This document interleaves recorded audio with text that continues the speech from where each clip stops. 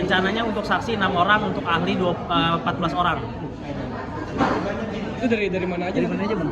Untuk ahli nanti akan kami sampaikan lah untuk lihatnya. Kalau untuk saksi itu staf Lokat Aru juga ada, begitu juga teman-teman penerima bantuan hukum juga ada gitu. Jadi kita lihat rangkaiannya. Apakah saksi ada charge yang ada pada saat proses penangkapan juga atau seperti apa? Iya, pasti tentu, karena kalau saksi undescharged, saksi fakta harus orang yang melihat dan merasakan secara langsung gitu. Jadi pasti orang yang ada di lapangan begitu.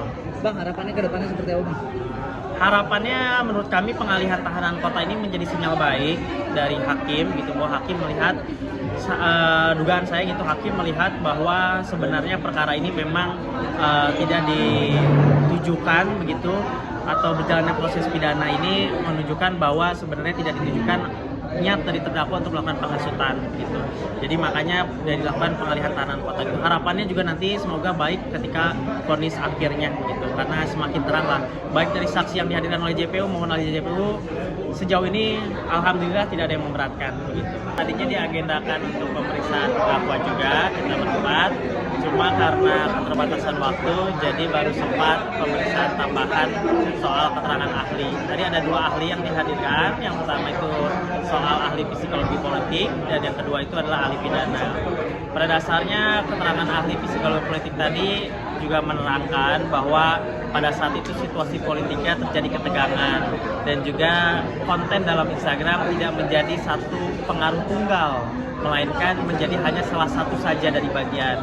Di samping itu ada konteks politik lainnya, kematian Afan, kenaikan tunjangan DPR, dan adanya kumpulan orang yang emosi pada saat itu.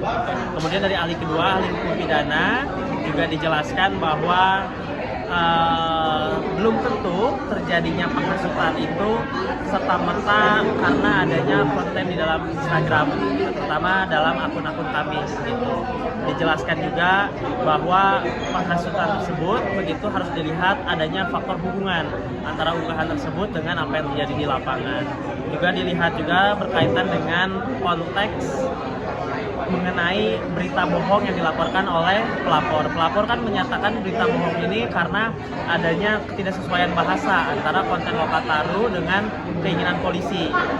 Konten Lokataru mengatakan penangkapan, polisi mengatakan diamankan. Nah, sementara tadi ahli yang dihadirkan oleh jaksa telah menegaskan bahwa tidak ada yang disebut kata diamankan di dalam rezim hukum pidana dan dalam KUHP, melainkan itu hanyalah istilah politik.